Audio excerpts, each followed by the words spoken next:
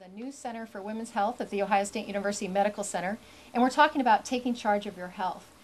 Before the break, we talked about the new, more integrated collaborative center where you're working, and the opportunity for physicians and patients alike to collaborate more in terms of their health. Do you have any examples of the benefits of that? So one important example, I think, would be to think of the health associated with menopause. So as a woman goes through the menopause transition, there's a whole host of kind of new health conditions that become at greater risk. Right. And so not only does she have all of the issues associated with the development of sleep disturbances and hot flashes and areas like that, but in fact, associated with the drop in estrogen levels is an increase in the risk of cardiovascular disease, increase in cholesterol levels. There is some associated gain in weight. There's a change in risk for breast cancer and a whole host of things. And by actually bringing together gynecologists, family physicians and internists, nutritionists, exercise physiologists, and individuals who are involved in kind of complementary therapies.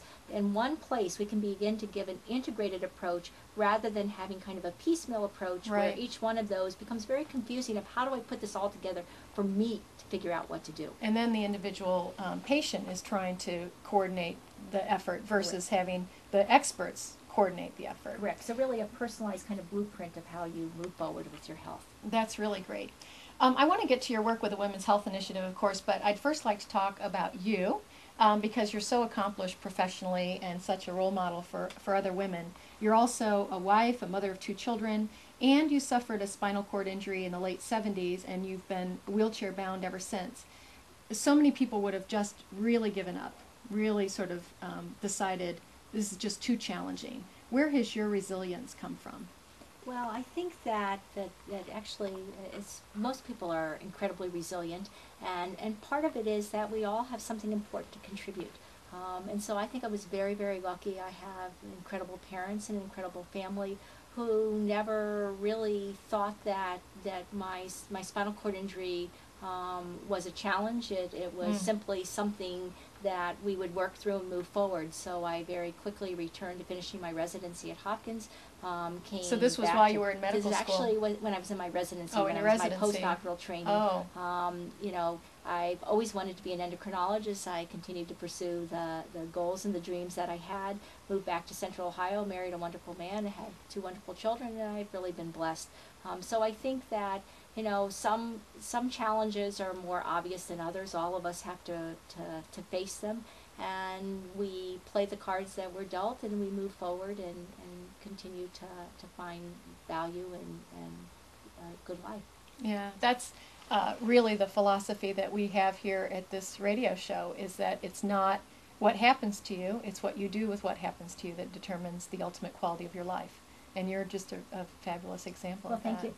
And you knew you wanted to be a doctor early on, like 2nd grade. Well, I've certainly always wanted to be a physician. I kind of can't remember not. So when I was very, very young, I remember building models, understanding the circulation and dissecting and trying to understand how things worked.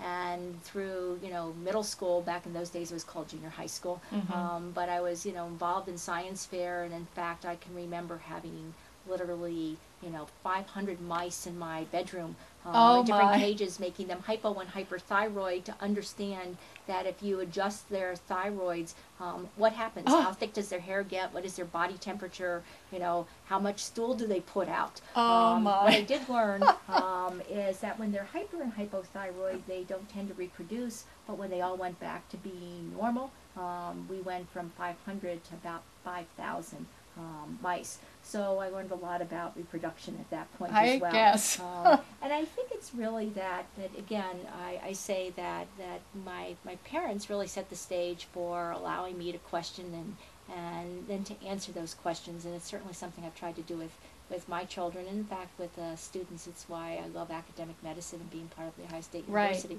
Right. Not just out there in some standalone facility, but really integrated with learning and knowledge and sharing that. And that's what we all do. We all learn as we move through life, and in fact, when we make our health choices, we should do that with that same level of learning so that we understand more about how to make informed choices. Right.